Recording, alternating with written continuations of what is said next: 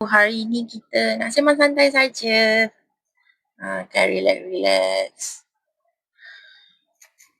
Hari ni panas kan? Panas sangat cuaca. Sebab tadi pergi beli barang dapur sikit, pergi post barang customer. Lepas hari ni puasa Isnin. Hari puasa Isnin and then esok kita pun puasa Nisfu Syaban. InsyaAllah.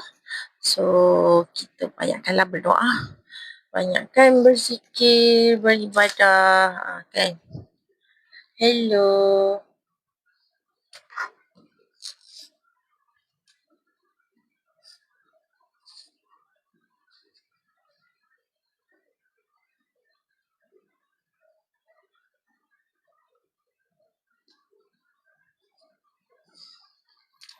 Hai. Khabar semua?